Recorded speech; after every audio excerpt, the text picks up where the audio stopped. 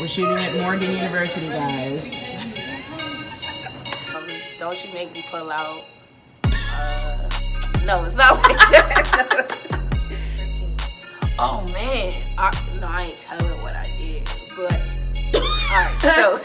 Or maybe you should, because that's the point. No, I'm not. All his clothes were on. And I was like. Okay, are you ready? Yes. What's your name? My name is Erin, but a lot of my friends call me E. Okay. Where did E come from? Does your name start with an E? Is it like Yes. Erin with an E? Mm-hmm. Okay, obviously. Yes. Just short. I didn't like people saying my name all the time, so I was like, just call me E. Okay. Yeah. So, who are you on a soul level? I am a servant. I think that's where I get most of my, in my opinion, my value from serving people. So. What do you mean? I'm a very helpful person, I guess. And I don't know, I just love serving people. I genuinely get happiness from making sure people are okay and helping them out with anything they need. Okay. Did that start from a young age, or do you think that's something in your life? Very like, young gradually? age, very young age. When I was younger, I had an aunt. Her name was Jackie, and she was blind, and she was in a wheelchair also. And she would call me her nurse, so I would always tend to her whenever she was on bed rest or even in her wheelchair, helping her eat, helping her drink stuff, things like that. So, got it from a very young age. Okay. So, there are 3 categories that I want to get into. They all have nothing to do with each other, but they can be connected if you're that kind of person. Okay. Okay. Okay. What's the categories again? Okay. Sorry. No. Okay, so categories: love, sex, and relationships, society, culture, politics, and spirituality and religion. So, which of those categories means the most to you, and which means the least? Or like, which do you connect with the most, and which do you connect with the least, and why? I think the culture and society, the second one, is my biggest thing, I guess, because community is everything to me. So is society and how I live within the society that I'm in, and having to be a chameleon all the time and adapt to everything that's around me. I just think that's the way of life, having to adapt and evolve all the time. Okay. And then which one means the least to you out of those? Politics. Okay. Is there a reason politics turns you off, or why you're not attracted to it? Because I don't think politics really feed the souls or feed the people of color. It's not in our favor, and I think that's something that we could live without, honestly, if we have great relationships and a good society to live in. But of course, people want to say you need politics to do so. But right now, politics is not the way to go. So what do you think that we can do to, I guess, make it better for people of color? Or where do you think people can start? Big question. Yeah, that's a huge but question. From your point of view and your circle and people that you come into contact with? Well, something that I'm learning now is that we have to learn how to do active listening and effective communication, which is not only talking, but it is listening. I'm learning that every day of my life right now. It's a tough thing for me, but once people get that down, like once that's a lesson learned, I think communication would be the easiest thing to live with, I guess you could say. Okay. So I'm going to give you some markers and a pad, and I want you to draw something for the rest of the interview. Do your best, because some people can't multitask. Oh, I can. That I've learned. Oh, I know a couple. One in particular. No. So here's the pad. Thank you. And here are the markers. Awesome. It's a lot of colors. You can hold. So which one of those colors do you think represents your mood right now? All right. My mood is always forest green or like money green. That's like my favorite color of all time. Okay. Is that the same color that represents your life, or is that just your mood? Mood, life, everything. I try to keep it green all the time. Okay. Is it just green because of money, or is there any other? No, it's not because of money at all. Okay. Green, I think, is a color that represents freedom. I think this is the most natural color, in my opinion. Genuine color. It literally comes from the earth, like everywhere we go. So I think this is like the most genuine color, in my opinion. Okay, perfect.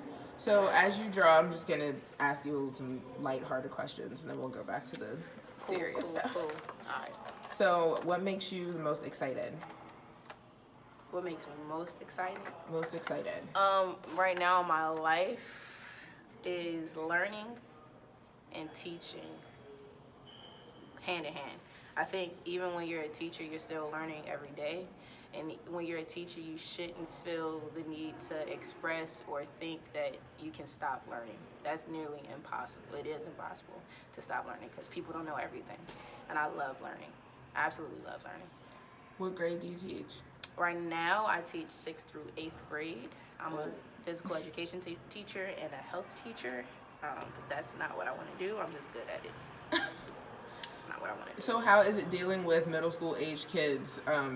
I guess gym is always fun. I mean, I personally never got dressed for it, but as far as health goes, you goes, a 0 in my class. And I did get zeros. There you go. Yep.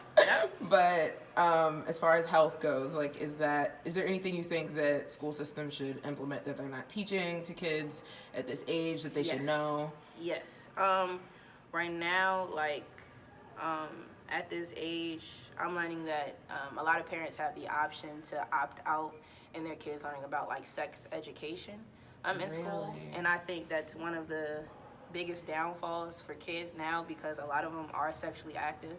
If you think it and you don't think it, but they really are. Grade? 6th grade, well, I yes. guess that makes sense. Right. And I think that should be something taught in school because it'll be mandatory. Kids need to learn about it. I know for me, my parents really they still haven't talked to me about sex, like, at all. And I'm 26 years old. And I learned most of it through either friends or going to school. So I think that's a very important subject within school systems. How old were you when you think you first started learning about like sex and like what it actually was? Like, how old were you when you first started talking to your friends about it? I still don't really. But the people around me in school were talking about this probably high school, and that's already too late. Too late. That's already too late. Like, too late. I felt like a little kid compared to everybody else because everybody else was experienced, and I wasn't. And one of my main goals when I was in school was to never have sex like at all because I didn't want to be like the other girls with other ladies around me, which, you know, right now I'm still holding on to that. I've never had sex with a guy, so hello. Hello. Okay, yes. So what are you most afraid of? Most afraid of? I know everyone says this, but death, man. Because I really love living. I don't know if that makes sense, but I mean, yeah, it makes a lot I of sense. love living. Like, I love seeing people. I love getting up, breathing, smelling the things that I smell, touching the things that I touch. I know my girlfriend, she probably would tell people this is weird, but I love, like, smelling her. Like, it would be just something very different for me and traumatizing if I can't smell her. Like, I would literally go up to her and smell her. That's really sweet. Yeah, I don't know. It's weird.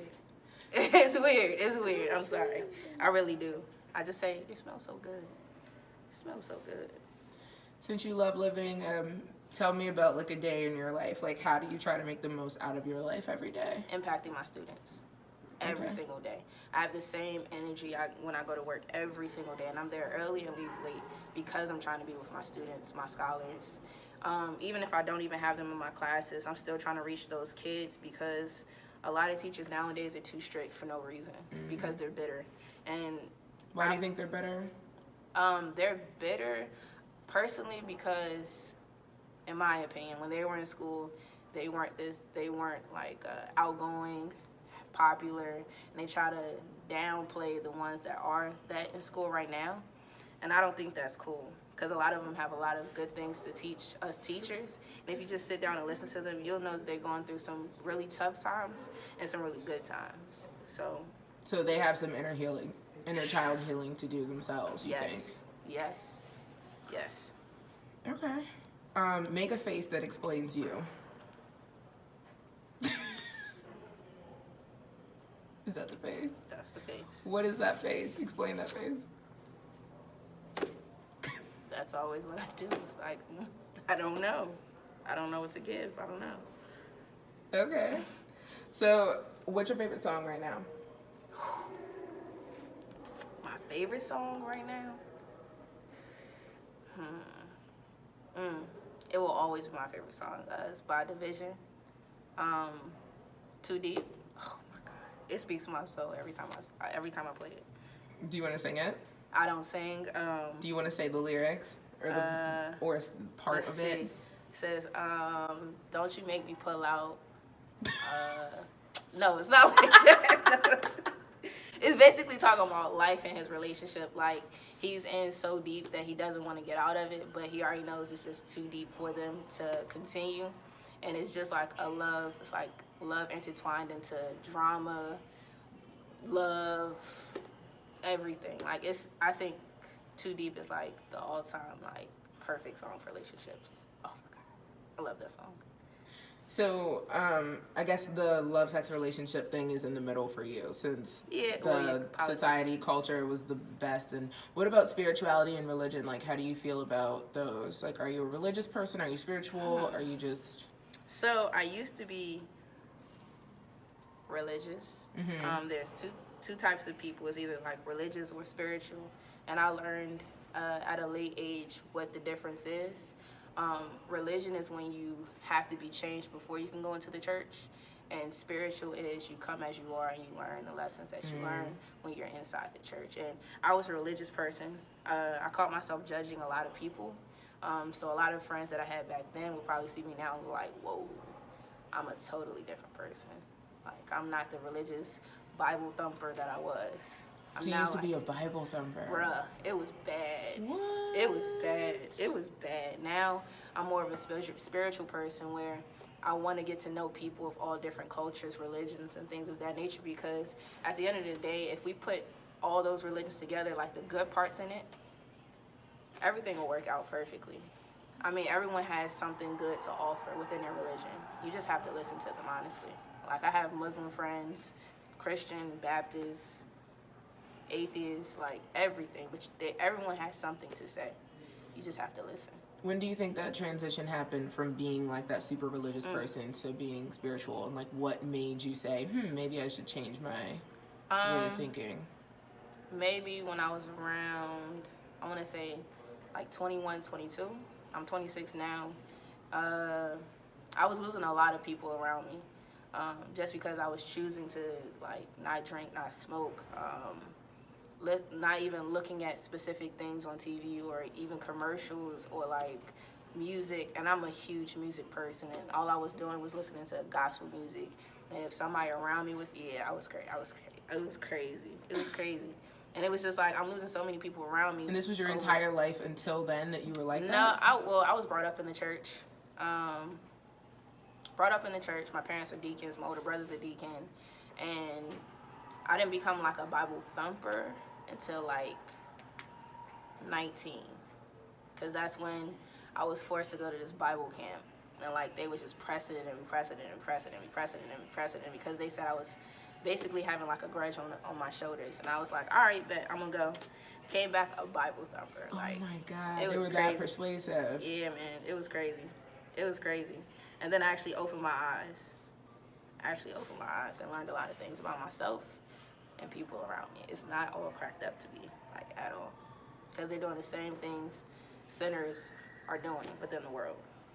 It's not cracked up to what it is at all. Do you have any weird habits? Weird habits? Yeah, other than smelling your girlfriend. I was about to say. Which I think is sweet and not weird, but maybe I'm just weird. Weird? How weird do you want to get? As weird as you can get. All right, I like looking at my girlfriend's feet. I tell her, all right, go ahead, kick them off. I just want to see your feet real quick. So all your weird stuff has to do with your girlfriend? Yeah, pretty much. Okay. Pretty much. Before you met her, you didn't have any weird things that you've done since you were little, or? I was pretty normal. Before I met her. Pretty normal. Okay. Tell me about an embarrassing moment.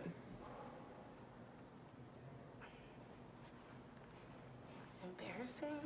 I don't really get embarrassed. Oh man, I ain't telling what I did, but all right. So, or maybe you should because that's the point. No, I'm not. Hold on, let me. I was drunk. Yeah. I was drunk. All right, so I don't drink anymore. It's been like what, 2.5 months now. All right, it's been 2.5 months now, and that's pretty good for me because I drink a lot. I did drink a lot, and I was. Are you planning to not drink forever? Yeah, I'm trying not to at all. Yeah, because both don't work for me, either drinking or smoking. It was my choices, so now I've chose to just smoke.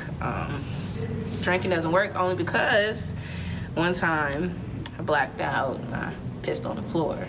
It's not gonna happen again. Not gonna happen again. I'm not gonna embarrass myself like that again. Nah. So and no one saw me, but yeah. So did you, when you woke up, is that when people told you what you did? Because you didn't know? Okay. Oh yeah. When I woke up, I was like, Damo. I said, what happened? She was like, bitch, let me tell you. I said, oh, girl, what happened? She said, you just went everywhere. You didn't care. You had your chocolate butt out. I was like, oh. Chocolate butt. Okay. Not drinking again. People have tried to get me to drink. I'm not doing it. Okay. No. No more pissy floors. What's the hardest conversation you've ever had? Not recently, but recently. I told my mother I was dating a girl, age of 25. 25? So this whole time she didn't know She knew. that you were, honey, okay. Honey, she knew. Okay. Honey. She knew. But you had never formally talked to her? No, I didn't feel like I needed to because, honey, she knew. Okay. She knew. But it was awkward. Only because the thing that pissed me off about the conversation was she asked me the question, was I dating a specific person? And I said, yes. And she said, well, are you dating her or are you just crossing boundaries with her? And she doesn't know that you're actually her girlfriend, blah, blah, blah. And I said, we're never having this conversation again. That's it. So I don't bring it up. Okay. Ever. What is something that you don't want to tell people, but you know you should share because it'll help someone else? I mean, I'm not very vocal on my sexuality or who I date. They just pick up off of it because I pop up with my girlfriend all the time. But I guess I see a lot of my students going through this as far as like sexuality and who they truly are. And I feel like they just label themselves and that's who they think they have to be. That's why when a lot of people ask me like, what's your sexuality? Are you gay? I'm like, I'm just me. Honestly, I really love people. It could be a guy that crosses my eyes and I'd be like, oh, he's honey. Honey. He might get the other side. He might get Erin and not eat. So I feel like they just have to get comfortable with themselves. And maybe if I like opened up with my students a little bit more about who I am, they'll be more comfortable to being who they are. Not really having to live up to the stereotypes that people have for them. Have you had any students like approach you asking to talk about their sexuality or? Oh yeah, they talk to me all the time about their sexuality. Okay. Like all the time. And this is in your the health class? Health or class, is this just PE gym? class, Okay. like when I'm in the hallway, when I'm eating lunch. So how do you approach that in a school setting without, I guess, crossing boundaries? So if they're telling me the stories, I cut them off if it gets too personal for me, and I tell them, you can go to the guidance counselor and speak to them. Or I say, well, it doesn't matter like who you're with, but as a human being, this is how you should treat somebody. And if you wouldn't want to be treated that way, then why even put yourself through that and doing it to somebody else? So I make it very neutral conversation, but something that they can understand. Okay.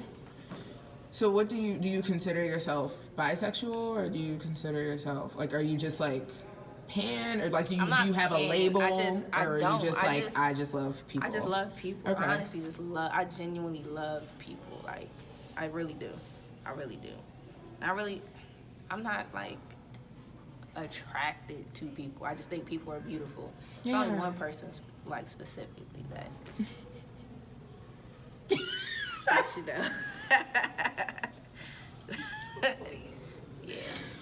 Okay. So do you ever send really important information through text messages, like conversations that you should have in person? Do you ever feel like you're just sending them through text to avoid? I'm that type of person.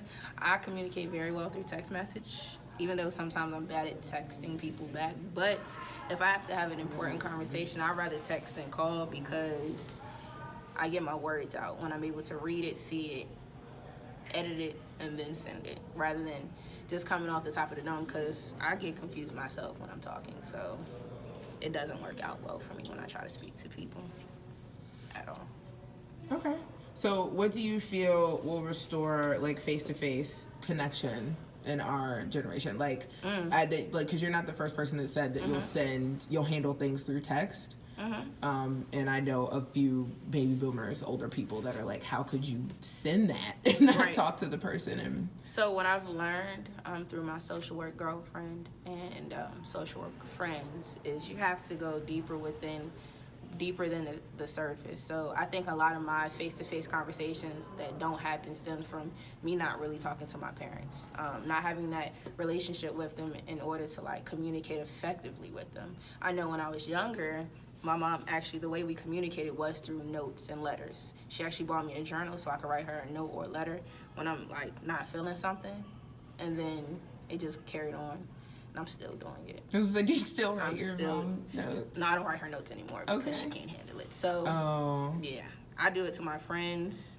I even try to avoid conversations through text messages too, but, you know, I'm learning.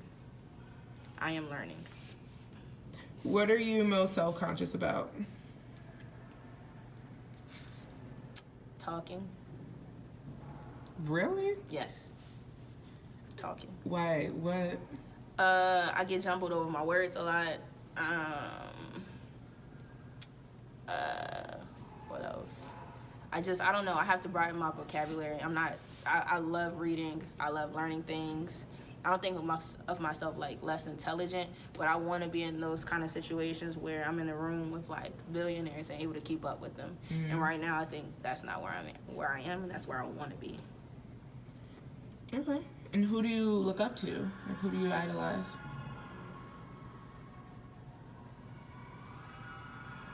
This is bad. I don't want the whole interview to be about her, but my girlfriend. She's very intelligent, huge heart. A lot of people think she's like strict, stingy, and cold-hearted. She's really not.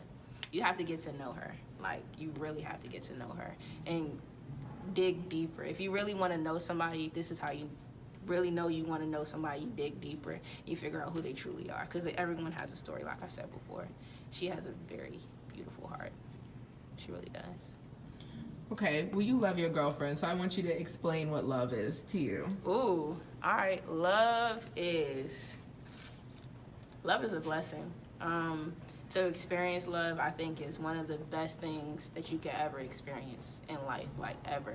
And I'm not just talking about being infatuated with somebody.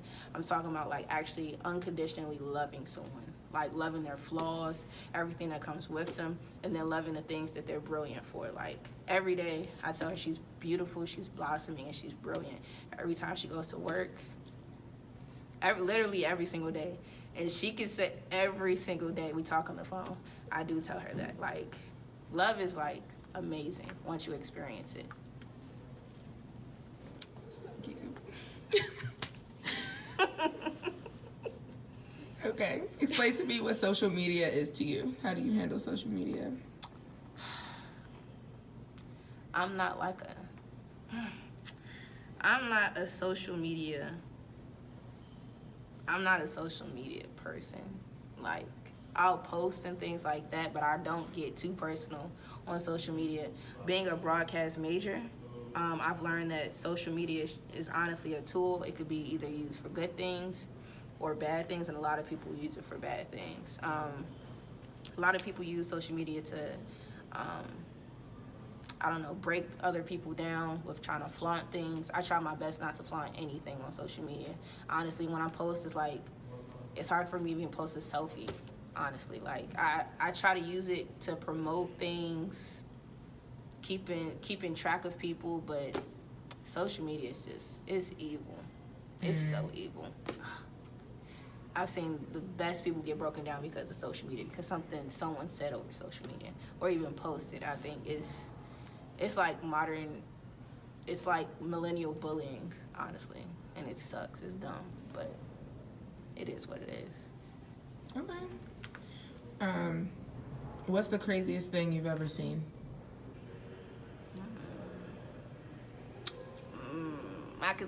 One crazy one. This is really random, so random, because it's so random. I could tell you a story like when I started drinking, because this is where the problem started. I know one day I got bored. This is bad. I used to stay in the boys' dorm. This is a long time ago, apparently. Used to stay in the boys' dorm like every weekend, and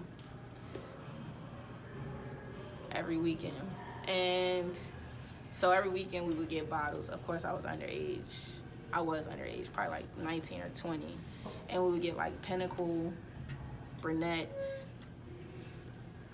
just the bad stuff. And I had a whole bottle of Pinnacle, cotton candy Pinnacle. So